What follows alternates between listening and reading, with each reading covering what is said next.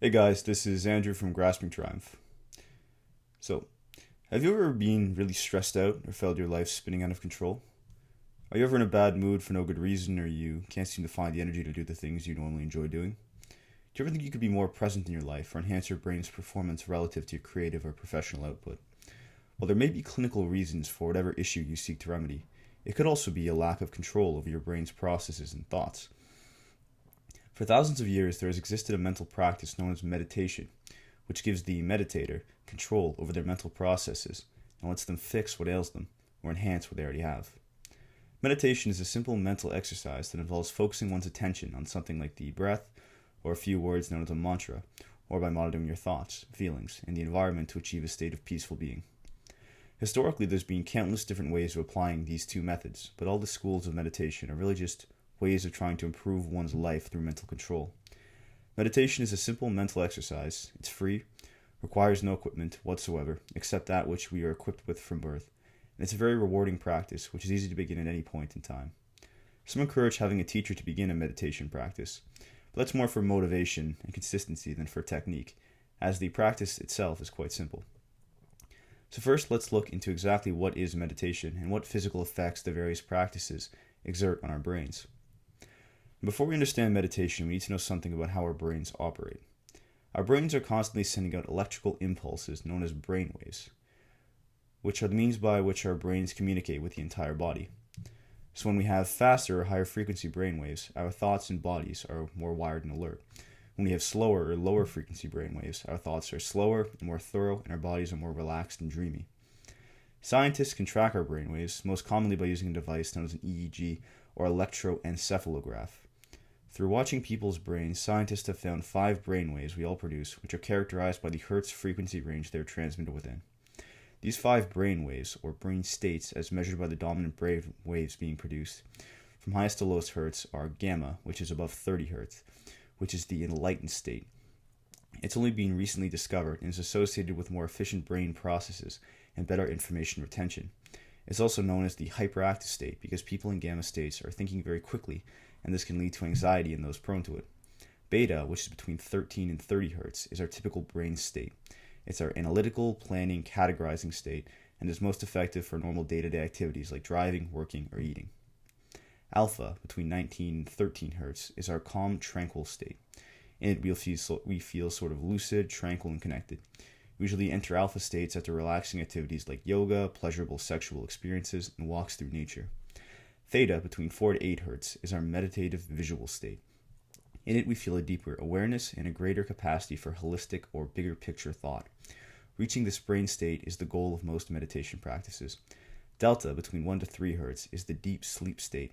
It's our slowest, most relaxing state, which we usually only reach when we're in state 3 or 4 of the sleep cycle. Some Tibetan monks with decades of meditation experience can reach this state while maintaining awareness of their surroundings. The brain mixes and matches these states over the course of the day as determined by the activities we are going through. In an attempt to most effectively prepare your body and mind for what it's about to go through, which could be running from a predator, sleeping, or sex. Therefore, by exerting control over our brain states, we can convince our body we are in a certain environment and thus can control its responses to them. For example, if you're usually stressed out at work, you can meditate to forcefully relax your body by entering a theta brain state.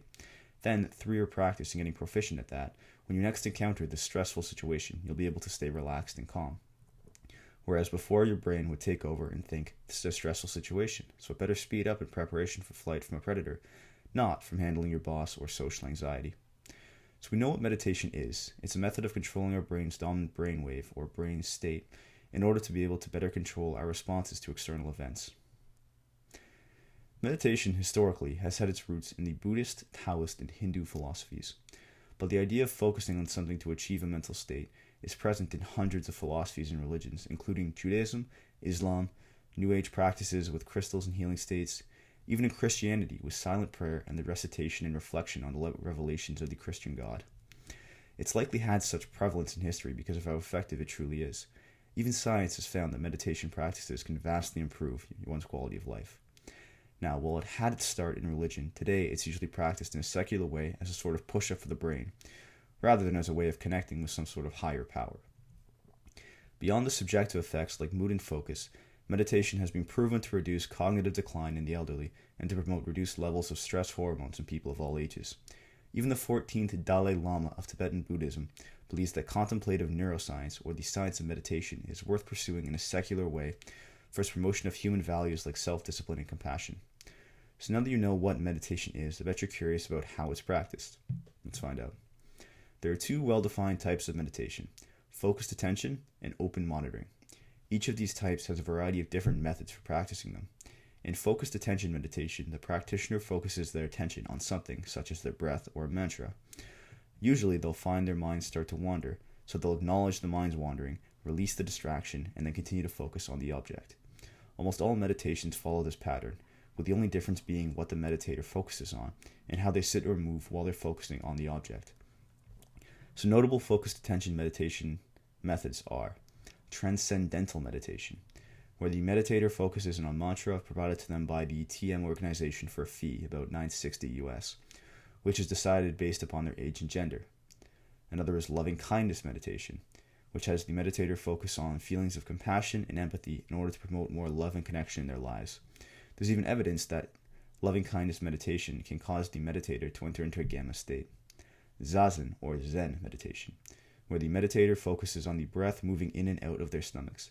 In Zazen, the meditator must sit in one of several rigidly defined poses, with a straight back to allow ease of breathing.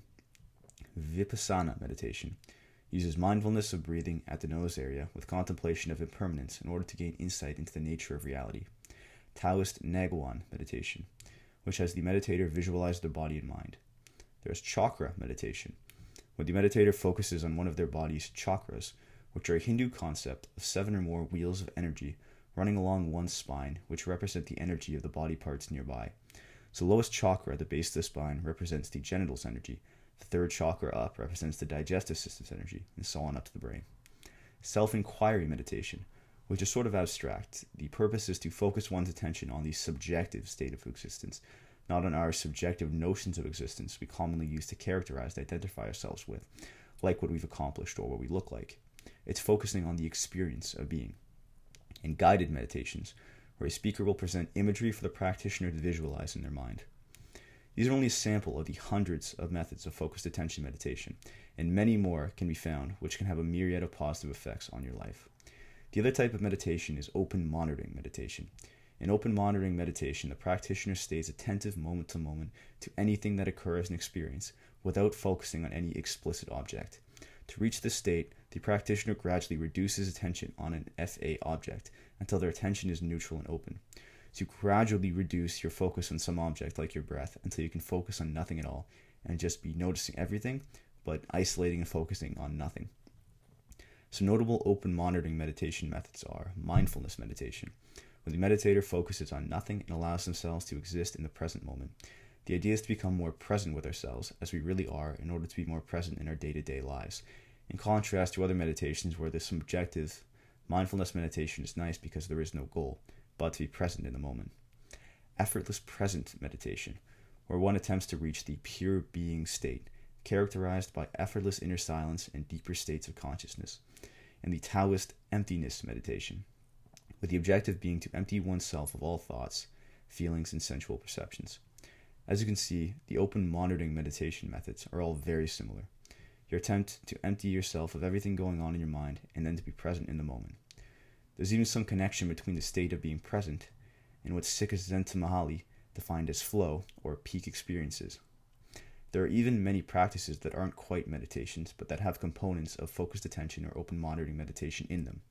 Mostly they involve focusing on something while performing a series of movements. Practices like Kundalini or dance meditation, Tai Chi or meditation in motion, Qigong, yoga, and Samu or work meditation. There are even tools that can assist in meditation practices like deprivation tanks, which are unlit tanks of saline water the user floats in, which deprives them of all external stimuli and feeling, allowing them to most closely experience only what's in their minds. It's sort of like being in a womb, but as an adult. Or another is binaural beats, which while suspect do have some scientific research to support them. There are 2 different hertz tones, one emitted from each headphone. Each tone is a different frequency. The difference being whatever hertz frequency they want to cause the brain to produce to try and match them. And there's also Headspace, which advertises itself as a gym membership for the mind. It's the most popular option available for guided meditations. However, they do charge a monthly fee, and listening to someone else speaking while meditating does a disservice to a lot of what makes meditation so great and useful. But it's a good way for beginners to get into the practice. Meditation as a practice has helped billions of people to find peace and relaxation in a world of stress and anxiety. The universe is not sentient and does not care whether you are happy or not. So it's up to us as individuals to find and equip ourselves with the tools that enable us to be happy and prosper. Meditation and all the topics I discuss on Grasping Triumph are some examples of these tools you can use. To start meditating today, all you need to do is pick a style, either focused attention or open monitoring. If you choose focused attention, then pick an object to focus on. Your breath is usually the easiest for beginners. Find a quiet place you won't be disturbed at, and just begin. Inhale, exhale, or just be present. Personally, I have practiced meditation in some form or another for years now, with my current favorite being mindfulness meditation, which I practice in the morning to put myself in my own physical body, so to speak, and out of my heads and dreams, to kind of ground myself. And I find it sets up my days for happiness and productivity. But whatever style you choose is right, so long as it helps you, and I encourage you to experiment until you find the perfect style for whatever you'd like to improve about yourself.